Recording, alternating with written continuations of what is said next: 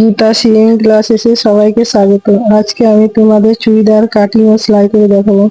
তার জন্য দেখো আমি কটন ফেব্রিক নিয়ে নিয়েছি, যে পরিমাণে লাগবে ঝুল দেখো 4 ভাঁজ করে নিয়েছি। দেখো 4 ভাঁজ করে নিয়েছি, দেখিয়ে দিলাম তোমাদের। এবার আমি দাগ সোজা করে নিচ্ছি।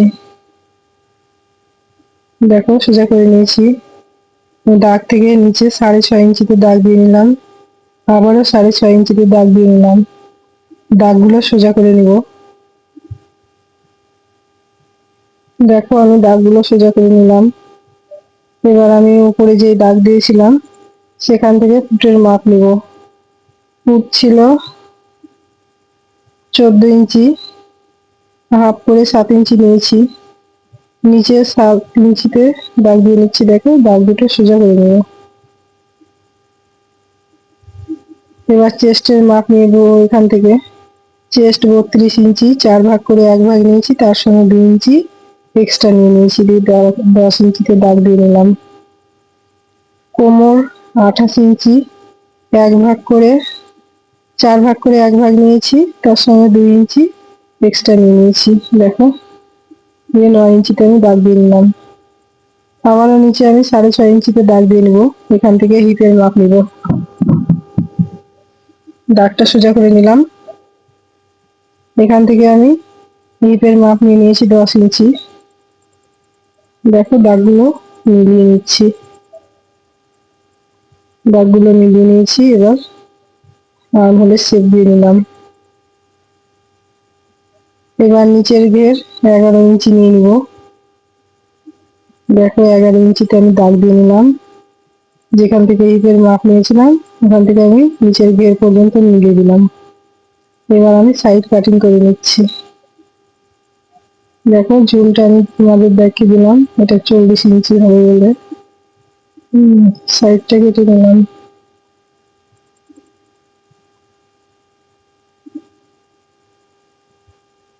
দেখো সাইড কাটা হয়ে গেছে। এবার আমি হিপ লাইন যে সামনে দাগ দিয়েছিলাম ওখানে আমি ছোট্ট করে কাট দিয়ে নিলাম। এখান থেকে আমাদের প্লেট হবে। এবার আমি সামনের পাট পেছনের পাট গলা আলাদা হবে বলে আলাদা করে ভাঁজ করে নিলাম। দেখো পেছন পাট সরিয়ে নিয়েছি, সামনের পাট আমি প্রথমে গলা কাটিং করে নেব। তার জন্য দেখো ভালো করে ভাঁজ করে নিলাম।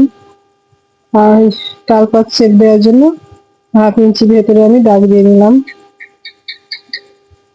এবার গলা 3.25 ইঞ্চি নেব, নিচে 6 ইঞ্চি নামাবো গলার দিক। দেখো 6 ইঞ্চিতে দাগ দিয়ে নিয়েছি, 3.25 ইঞ্চিতে দাগ দিয়ে নিয়েছি, আবারও দিয়ে একটা চৌকো বক্স করে নিচ্ছি। দেখো সামনে আমি গোল গলা করবো, তোমরা তোমাদের পছন্দ মতো গলার ডিজাইন করে নেবে। দেখো আমি গোল গলার শেপ দিয়ে নিয়েছি, এবার কেটে নিচ্ছি। দেখো গলা কাটিং করা হয়ে গেছে।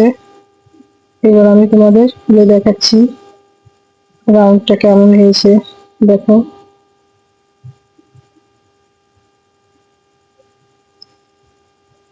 এবার আমি চলে এসেছি সেলাইয়ে। দেখো প্রথমে আমি পেছন পাট সোজা নিয়েছি আর পট্টি উল্টো নিয়েছি, দিয়ে সেলাই করে নিলাম। পট্টি উল্টো দিকে নিয়ে গিয়ে সেলাই করে নিলাম। দেখো এবার পট্টিকে ডবল ভাঁজ করে উল্টো দিকে সেলাই করে নিলাম। সামনের গলা আমার রেডি হয়ে গেছে। পেছনের পাটে ডিজাইন করেছি,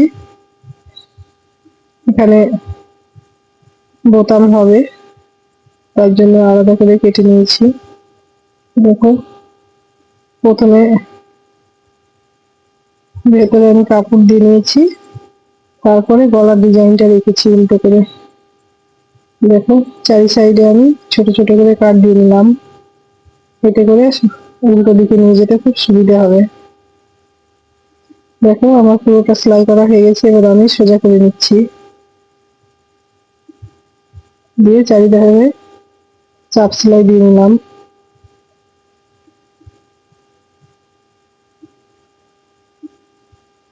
দেখো আমি পুরোটা সেলাই করে নিয়েছি, এখানে বোতাম হবে। এবার সামনের পাট পেছনের পাটে ফুট লাইন আমি জয়েন্ট করে নিলাম। দেখো শোল্ডার জয়েন্ট করা হয়ে গেছে। এবার আমি কুচির জন্য ডবল ভাঁজ করে ধারে আমি কাপড় করে নিয়েছি, মুড়িয়ে নিয়েছি, দিয়ে কুচি করে নিলাম। দেখো এবার আমি বসিয়ে নিচ্ছি। আমার এখানে একটু কাপড় কমে গেছে কুচি, তাই জন্য আবার আমি কেটে নিয়েছি, যে পরিমাণে লাগবে দিয়ে জয়েন্ট করে নিব।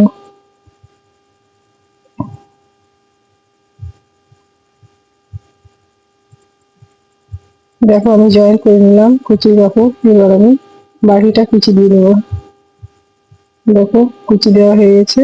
এবার আমি চাপ সেলাই দিয়ে নিলাম সোজা দিক করে। দেখো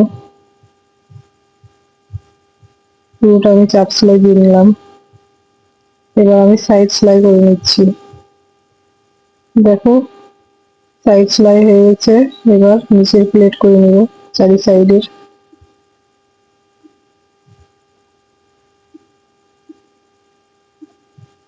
দেখো পুরোটা আমি প্লেট করে নিয়েছি। এবার আমি একটা বোতাম বসিয়ে নিয়েছি, দেখো কাপড়েরই। দেখো দেখতে কিন্তু খুব সুন্দর হয়েছে।